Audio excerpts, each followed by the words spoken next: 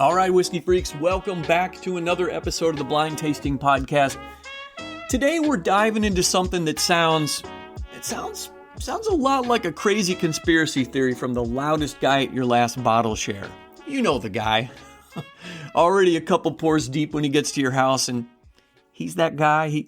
He's the clown who thought it'd be a great idea to bring Traveler. Yeah, that guy. And now he's going off about all those damn foreign corporations taking over our bourbon. Well, normally I just roll my eyes and say, look, dude, just go back to yelling about aliens and 5G Wi-Fi, okay? But this one actually, it's got a little bit of truth to it. So here's what's going on. If you've been under a rock, we've all heard the big deal, the latest takeover in bourbon. Ernest and Julio Gallo, the guys from out in California. That company just bought Four Roses for about $775 million. And on the surface, it sounds like just another business deal. But here's the twist. Four Roses was actually owned by a Japanese company, Kirin. They owned them for, 20 some years. So technically, that bourbon, that whiskey, it just came back to America, so to speak. It's kind of funny because at the same time, now we've got talk, now I know it's cooled off a bit, but there's been talk that Pernod Ricard could try to either merge with or acquire Brown-Forman.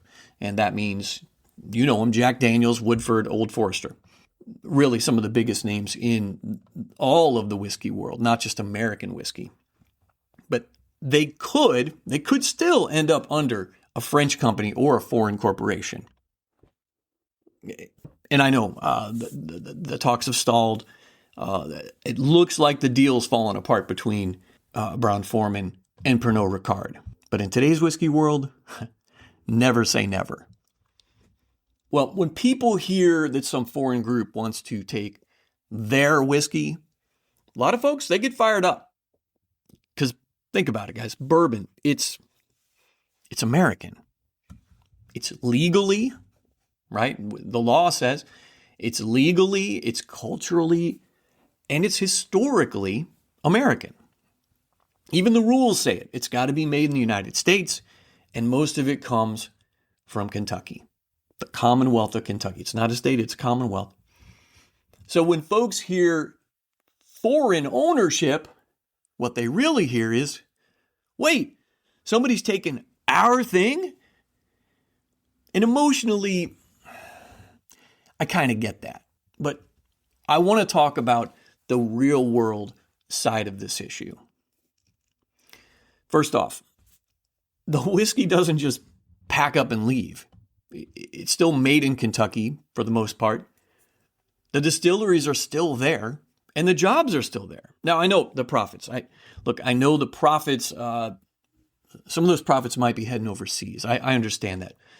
The work would stay local, but some of the reward, I get that. Then there's the part about decision making. Because at the end of the day, the people calling the shots, they might not be in Louisville anymore.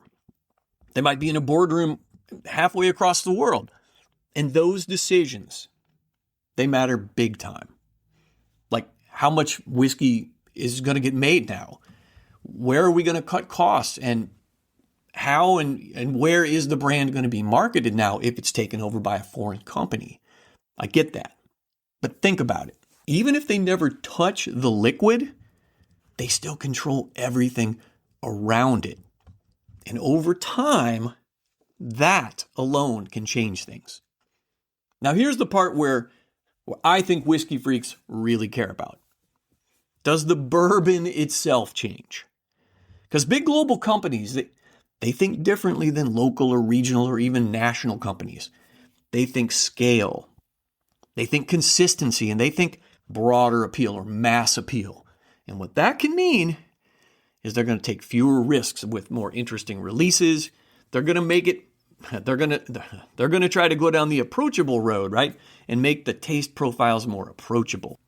Basically, they might try to make something for everybody. And what that ends up doing is either boring folks or pissing folks off. But here's where the whole argument starts to fall apart, at least a little bit. Because foreign ownership is not automatically a bad thing. I give you Suntory for my example. Now, they own Jim Beam and Maker's Mark now.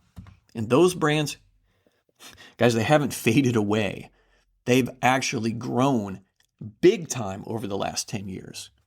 They've got more distribution now. They've got more release. I mean, think about that. All the releases we see coming out of both of these companies now, or this company, these distillers.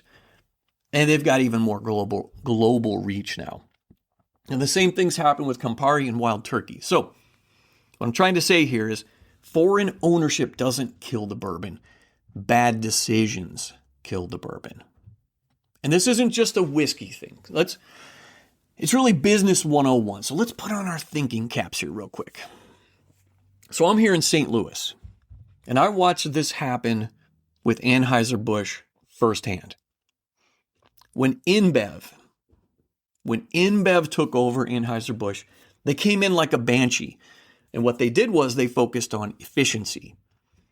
They put in a bunch of cost-cutting measures. They laid off tons of people. They made a bunch of changes. And for a while, they lost their identity. And that's the real risk here. It's not just foreign versus American. It's scale. It's power. It's one company controlling a massive piece of the whiskey world. And I think when that happens, you can get, and in fact, I know it can happen, you could get less competition. They'll have more control over pricing. And what that means is you'll probably pay more. And they'll have more influence over what hits the shelf and what you're going to be able to find. And that's when things start to feel less like a craft and more like a system. So where does that leave us? Is bourbon really losing its soul? Or is it just getting bigger? Look, I know, when I say bigger, I don't mean like more production of whiskey or more bottles sitting on the shelves, because we all know there's a whiskey glut right now. I get that. What I mean is, bigger companies, more consolidation, and fewer hands controlling more of the whiskey world. And honestly, I think if we're being honest, the answer is probably a little of both. You got small distillers out there still pushing boundaries. Think New Riff. Think Still Austin. Think Garrison Brothers, Jackson Purchase. I've talked about them recently. Think about the good folks at Silk Velvet Whiskey. These folks are still in the game and they're still doing the thing. But at the same time, you still got these massive corporations getting bigger and more powerful. And all of these things are happening at once. More than one thing can be true, right? And right now, it's kind of a battle between tradition and business. It's kind of a collision, so to speak. And right in the middle of that is us whiskey freaks. So here's my takeaway. I say, don't judge a bourbon by who owns it. Rather, judge it by what's in your glass. Because if it's good, you got to know, I'm drinking it. And me, I'm not losing any sleep over some boardroom bullshit across the pond. But I will say this.